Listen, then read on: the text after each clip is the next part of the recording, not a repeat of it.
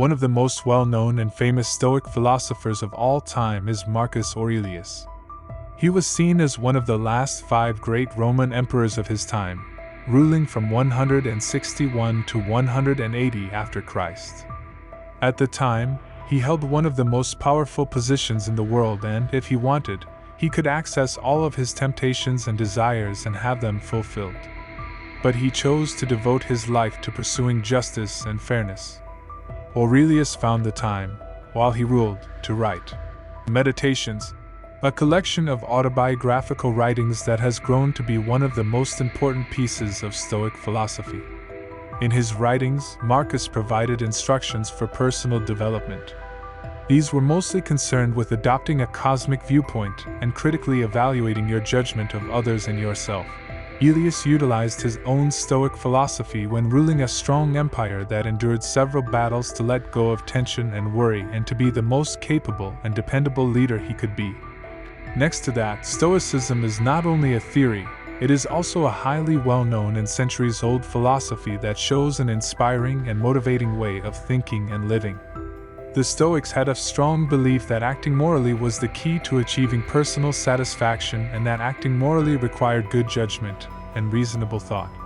With that in mind, in this video, we will discuss how to create a rational mind using 5 key concepts from Marcus Aurelius's teaching that can help you think more clearly. Lesson 1. Train your perception. Marcus Aurelius says, "Choose not to be harmed and you won't feel harmed. Don't feel harmed and you haven't been." Controlling your perspective is one of Stoicism's most important values. Every interaction we have, every event we go through, every person we meet, even the scenes we view, all receive a value judgment from us. It was either good or awful, dull or enjoyable, beautiful or ugly. Unbeknownst to us, this is an extremely draining practice that might negatively impact our lives. For instance, judging every interaction you have had on a difficult day makes the day in general seem much worse. If you describe a party you attended as boring, that's all it will be, that one dull moment throughout your week. We frequently allow our emotions to dictate our early assessments of things, which implies that they are probably not totally unbiased. Additionally, we have a propensity to speak in metaphors and exaggerations that make situations appear worse, which goes hand in hand with our predisposition to criticize every minute of our lives. If your spouse leaves you, you could refer to your ex as having broken your heart, rather than admitting that they no longer feel the same way about you. Your feelings are influenced by the way you think and speak. The way you unknowingly choose to think about the incident rather than the event itself is what gives you negative feelings. In contrast, the Stoics advise individuals to use caution while making decisions and to carefully consider all they experience. One approach to being careful is to reverse your judgments, which simply means to look past them, be able to forget your initial instinct, and view anything through a more positive and rational lens. You may try to reframe that dull party as an opportunity to explore a different location and interact with some new people. Make an effort not to judge others afterward. You could realize that nobody truly connected with you, but you didn't go into the situation expecting anything bad to happen. The best way to begin retraining your perspective on life is to practice not judging everything based on your first impulses and feelings. Every time you have an opinion on something, try to ask yourself, is this rational? What is the foundation for my opinion? Is there a more accurate or optimistic interpretation of this? Marcus Aurelius emphasized that damages can only exist if they are thought of as such. This implies that each difficult event you have had looks more difficult than you think it is, and as a result, you are in total control of the degree to which certain circumstances influence you. The Stoics also remind you to look for the opportunity or source of good in any negative event. The task known as turning the obstacle upside down is a method of developing a Stoic perspective. For example, you could experience dissatisfaction if a new employee is a slow learner and their errors reduce the company's profitability. This employee gets in the way of your efforts to be successful, efficient, and profitable. But this situation can also present an opportunity for good. You will get the chance to develop your patience, become a better instructor, learn how to integrate new employees into the team, and practice handling stressful situations. All of these abilities should help you make more money in the long term and be valuable in the future. On this topic, the classic quote from Marcus goes, "The impediment to action advances action. What stands in the way becomes the way." Overall, if you take the time to look at things objectively rather than exaggerating what you see, you can discover that life is simpler and clearer than you had previously imagined. Every scenario can be seen more positively or negatively after you make the necessary mental adjustments. Nothing will annoy you as much as it did, and you will navigate life much more successfully. Lesson 2. Learn to control your emotions. Marcus Aurelius encourages us to refrain from allowing our feelings to overcome what our minds are telling us. Put an end to your hypocrisy, selfishness, and irritability. It seems reasonable that acting irrationally is frequently represented as being in sharp contrast to acting out of emotion. Nothing may impair our judgment more than our own feelings. Therefore, if you wish to think properly at all times, one of the most crucial abilities to develop is the capacity to regulate your emotions. Marcus Aurelius believed that rage, in particular, does more harm than good. Contrary to common opinion, trying to regulate your emotions does not entail suppressing them. When you experience strong anger as a result of a betrayal, you cannot suppress it by denying it to yourself or others or by acting as though everything is okay. No matter how far inside you put the anger, it will still be present. Regulating emotions like rage is accomplished by channeling them in a different direction. Therefore, when you next feel angry, consider what you can do with it. Although it may be tempting, can yelling at the person who injured you make things any better for you? Will it make the person who deceived you any better? In other words, consider what you are inclined to do, then consider whether it is useful. If not, look for constructive ways to communicate your feelings. Perhaps if you gently discuss your feelings with the person who injured you and attempt to understand their perspective, you can get better outcomes. You may also write in a notebook, work out, play a video game, or do anything else that could help you release your anger. Eventually, take anxiety or fear as an additional example. Although you can't just push it down, you can redirect it. Instead of allowing anxiety to paralyze you, you can use this anxiety to encourage yourself. Go do things that make you feel it and observe its presence throughout. Let's assume you are too afraid to request a raise from your employer. Many individuals use this kind of anxiety as an excuse to avoid taking action and give in to their fears. Others might be able to handle it and view their worry as something that has to be suppressed and ignored, since it is getting in the way of moving forward. Neither, though, has to be the case. Instead, you may express your fear in a healthy way, and it might even be better. For instance, this anxiety causes you to contemplate everything that may go wrong, which may cause you to think about all the questions your supervisor might ask, all the arguments they might make against you, and how to reply. You may prepare yourself for them and create a strategy for every circumstance. In this way, the fear, however, serves as a powerful motivator to push through, to test yourself, and to better yourself, to overcome your fear, partially because of it. Take the step. In such a case, you can be conscious of your fear the entire time and say, "How awesome that I'm trying this anyway." Your capacity to remain cool under pressure and to think clearly and wisely will never be hindered by your emotions if you can easily redirect powerful emotions. The secret to a more calm existence is emotional self-control. Lesson 3. Exercise the dichotomy of control. Marcus Aurelius says, "Only you have power over your own mind, not outside events. Realize this, and you will find strength." The dichotomy of control is the contrast between what we can control and what we cannot. For instance, you have no influence over the climate, the pace of traffic, or the opinions of others. However, you can have some control over your appearance, departure time, and the company that you surround yourself with. Anytime you are in a situation that makes you feel a certain way, ask yourself, what can I control? You should take action on whatever you can influence. Learn to accept and love what you cannot change without letting it influence you. You can quickly clear your thoughts if you can learn to differentiate between these two things and respond accordingly. The Latin phrase, amor fati, or love of fate, is a crucial component of the dichotomy of control. You will always enjoy life if you accept all of the circumstances that it provides. You cannot change your circumstances or avoid fate, but you can decide to enjoy your life no matter what. When you are denied a job you have been applying for years, you could believe there's no way out of this scenario. You tried to get the job, but you were unsuccessful. In this situation, pretending to love fate is impossible. This is a misconception, though. Investigate what caused the undesirable outcome, and utilize it to your advantage to make a positive move. Rather than seeing the fact that you did not achieve your goal as merely a negative, it's possible that you failed and that's why you weren't hired. In that case, you have some influence over the situation when a comparable chance presents itself in the future.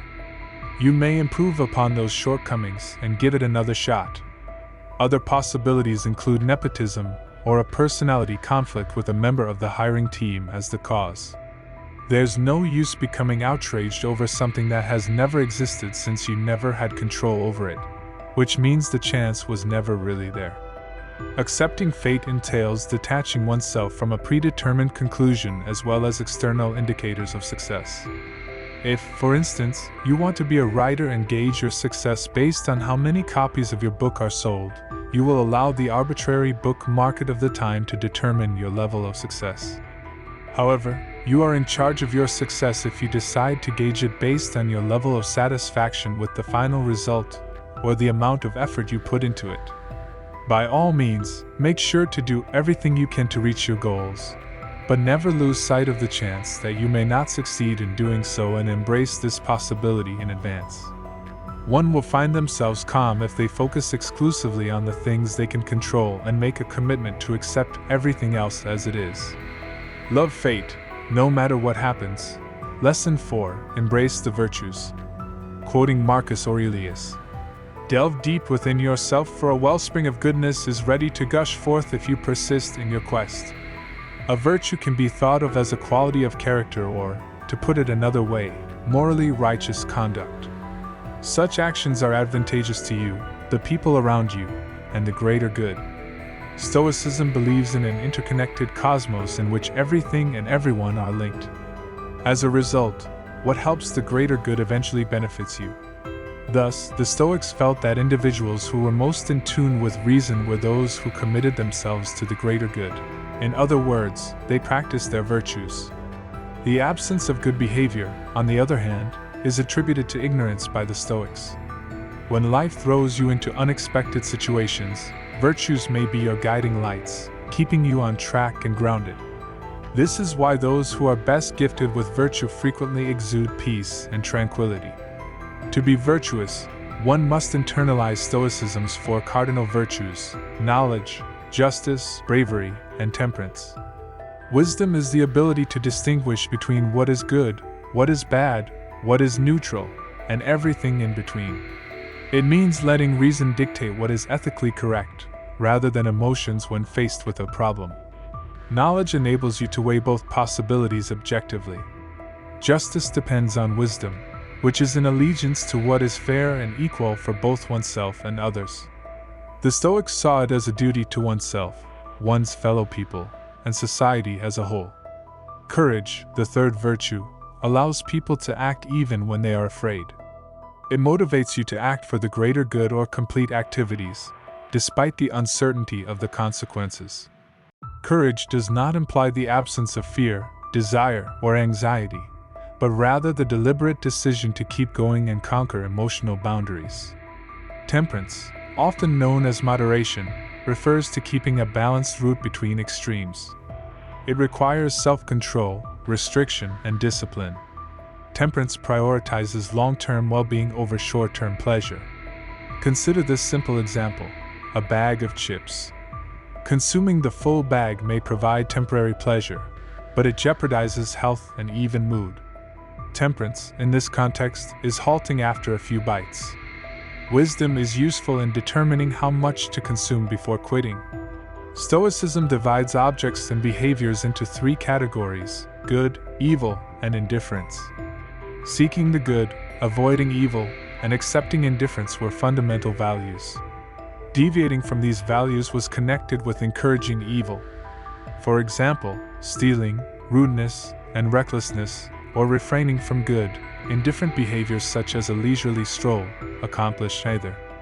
These principles provide more than personal improvement. They cultivate a condition of calm composure. Aligning your activities with these characteristics assures that you constantly travel the road of righteousness, led by reason, and so create a calm mind. Lesson 5. Embrace a broader perspective. Marcus Aurelius brilliantly reflects Plato's wisdom in our final quote. Whenever you want to talk about people, it's best to take a bird's-eye view and see everything all at once. Adopting a broader perspective is a crucial part of attaining mental clarity. In the middle of life's rush and bustle, we frequently find ourselves consumed by every concern. Each struggle feels as if it holds the weight of the world. Consider yourself in a small group of people. It may look like the entire city is drowning in traffic. However, adjusting your perspective a few steps away might show an altogether different world. In essence, when we separate and observe the enormous tapestry of our universe and life, we realize how insignificant our own experiences are in the larger scheme of things. This shift in viewpoint reveals the vast environment that lies beyond our immediate communication. People frequently forget the fact that their own experiences and perspectives aren't the only ones worthy of attention, even within their own lives. Consider someone who has had a bad experience with pets. Unless people deliberately embrace the potential of different experiences, they may find it difficult to comprehend that dogs may be valued friends to others. It's important to take a step back now and again and ask yourself, what am I missing or failing to understand? This introspective practice has several advantages. Consider the possibility of having to choose between staying in your current position or seeking a newly open opportunity elsewhere. Such a choice may appear difficult, especially if you are unsure whether either alternative will meet your goals. While your current position provides security and you are nervous about the increased duties that come with a promotion, the allure of a higher salary entices you. You may feel trapped in this situation. However, beneath the surface, there is a wealth of untapped potential. Have you considered going into a whole other industry, or starting a side business to go alongside your current job? Perhaps you can shift your attention away from less enticing tasks by immersing yourself in a hobby. It's absolutely possible that many untapped paths in life are going unnoticed by you. Adopting a broad perspective, rather than focusing primarily on present problems, helps greatly in making informed decisions. Broadening your scope is useful not only for choosing priorities, but also for forming your thoughts in order to build a complete judgment. It is critical to analyze all aspects and options in a particular circumstance. Furthermore, standing back means removing yourself from personal prejudices and opinions momentarily. Giving up your goals might provide a new perspective, encouraging you to think about others around you and your duties to them. In the heat of the moment, an action like littering may appear unimportant. When you pause and broaden your view to include the entire globe and the possible implications if everyone followed this example, the insignificance of your tendency to litter becomes shockingly apparent in comparison to the planet's well-being. As previously said, the Stoics believe that everything in the world is interrelated and that the well-being of the world increases your personal well-being. Thus, when faced with a decision, difficulty, challenge, or change in life, it is extremely important to take a step back and look at the world as a whole, rather than just your life. You can internally ask yourself some questions either now or at a later moment, for example, when going for a stroll or vlogging about your day. This was something Aurelius was really fond of. The most typical questions to ask oneself are, what are the long-term consequences of my decision or action? How may someone else's point of view be different from mine? Do I know someone in a comparable circumstance or with comparable objectives to mine who might help me? Does my decision or action have an impact on my well-being? Does it have an impact on the well-being of others around me? Is there anything else I should think about? Taking the time to consider all aspects of the world helps you understand your actions, thoughts, life, and choices more clearly, and it helps you in the way that it allows you to help the world. When you consider the whole picture, you will always have an overseeing view that leaves you free from unnecessary restraint, bias, or doubt. That was it for this video. Thank you so much for watching. We really hope this video has given you the tools to improve your mindset. Please subscribe if you want to see more. Is there anything missing that you would love to see next? Please let us know in the comments section. If you have watched the video until the end, please respond with Master Motivational Mindset, so we can connect. Want to see more on screen? The next video will come up that could help you further in your stoic and personal journey.